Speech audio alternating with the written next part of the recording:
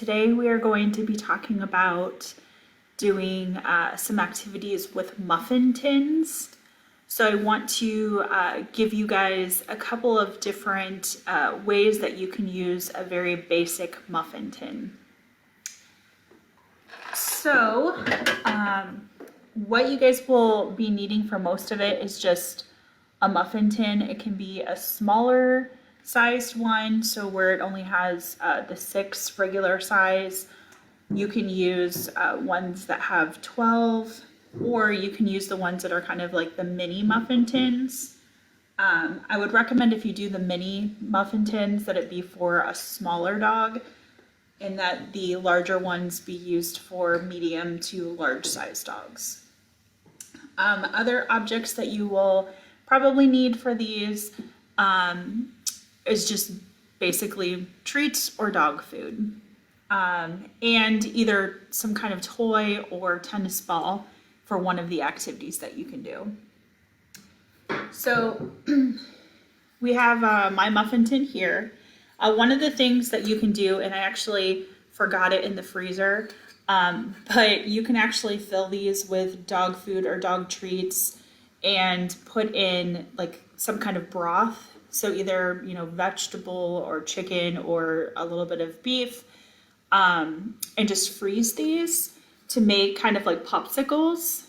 They're really, really nice in the summer when it's really hot. It kind of gives the dogs an activity. The popsicles are actually really good for dogs who are resource guarders. So those dogs who, when they have some kind of high value treat, they don't let other dogs near them, or they don't let other people near them. The popsicles are really nice because they either eventually eat it and it's gone, or it melts and it's gone, and then it's not something that they're going to kind of guard from you. So just know that that is a really good activity specific for dogs that really kind of just keep control over what they have in front of them. As far as this particular muffin tin, there is a couple of different things that you can do with it. The first is you can flip it upside down and just sprinkle some dog food on it. So I'm going to prepare that real fast and just demonstrate with Bowie. This one is, like I said, a really simple one that you can do. Go to your place. Go to your place. Sorry, I have a mix of dog treats and dog food in here, and Bowie has been all over me this morning trying to get to it.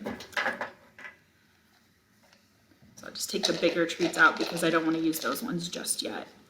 So I'm just taking just a handful of dog food and some dog treats, and just sprinkling it over on the very bottom of the tray, which will make him have to kind of work around and eat around these. This is actually a really good alternative to the slow feeders that you can buy in stores. This is just an at-home version. There's really not a lot to it, but it does slow the dog down from eating too quickly. So I'm just going to put a few more of the meaty treats around, and then put all these back in so he doesn't try to sneak extras. And then once you have this, you just set it down and release the dog. Okay. So again, with this activity, this is actually, it's a little bit of smell, but they can obviously see the food. But it is kind of just a different texture for them because they're having to kind of work around the various different cups in order to actually get their food. So this one's not a really challenging activity for dogs. This is more, again, if you want to provide an activity that is just something that's a little different, but also it's really good for dogs that you need to slow their eating down.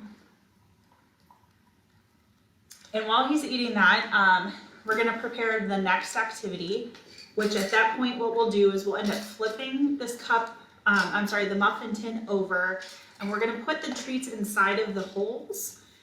There's a couple of things that you can do.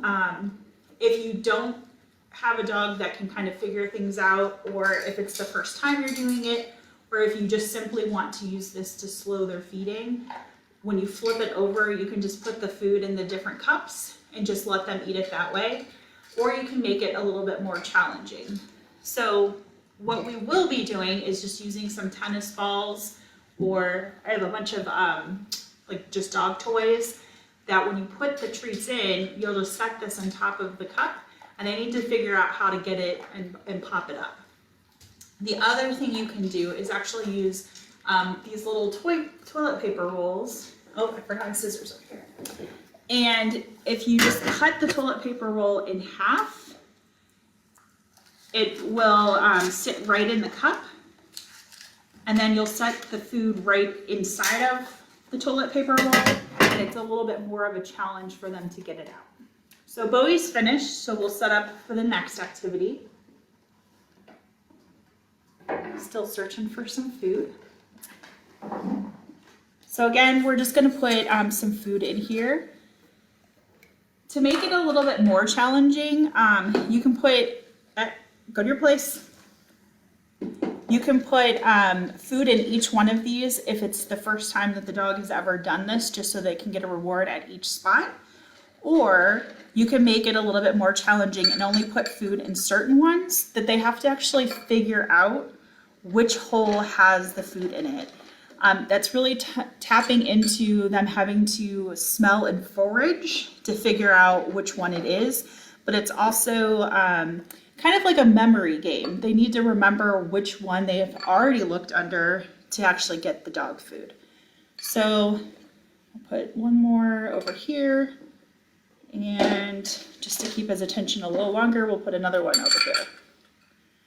So as of right now, I just have a few of them in some of these areas, but I'm actually going to cover all of them. So with the toilet paper roll, basically what you're gonna do is you would just stick it in here. So I'll stick it in this one, and I'm just gonna put the food right inside of it. And then he has to work a little bit harder to get to this one. The rest, I'm just gonna fill just randomly. And I'm actually using a combination of like different toys as well as tennis balls, mainly because I don't have tennis balls for every single one. But also these are giving different heights and textures. And so this just makes it a little bit more exciting. I'm just using a Kong that has nothing in it to fill one of the holes. And again, the dogs have to figure out how to actually, like which ones actually have the food in it. So they'll have to kind of work their way around this toy. The other thing that you can do is, if it is a new activity for a dog, you can also kind of just sprinkle some food in here to kind of get them a little bit more attracted in the activity, for them to understand that there is something special going on with this. So we'll set this down and we'll see how Bowie does. Okay.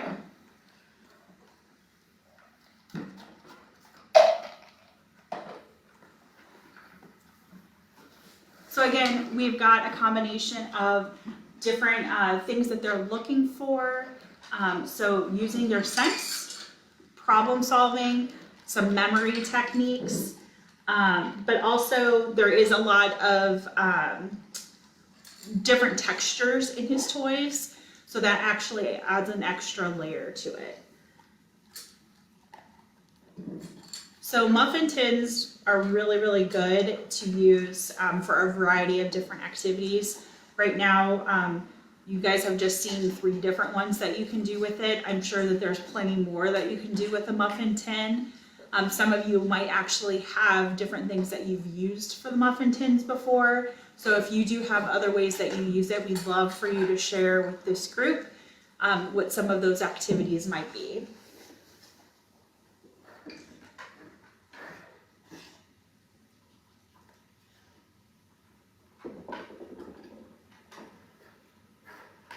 Some dogs who really figure this out quickly, you might see that they like really get into it and the toys will just kind of fly everywhere, whereas other dogs, it might be a little bit more encouragement that will be needed in order for them to find the food that's in there and to get them really into the activity. So just know that a lot of this enrichment stuff, yes, it really is the activity and kind of getting them mentally stimulated, but a lot of it really is you doing the activity with them. So I may not be interacting with him a lot right now, but if he needs that extra encouragement, I'm there to be like picking up the ball to show him that there's something under there. A lot of that is going to increase your bonding with them. And I think that he's gotten most of it. Yeah, he's gotten all of the treats out. So now he's just needing to figure out that there's nothing more in there. But that is the Muffin Tin games. So I hope that you guys will give this kind of a try and let us know how it goes for you guys. And again, if you have different ways that you use the muffin tins, please share it. We'd love to hear. All right, have a great Sunday. Bye, everyone.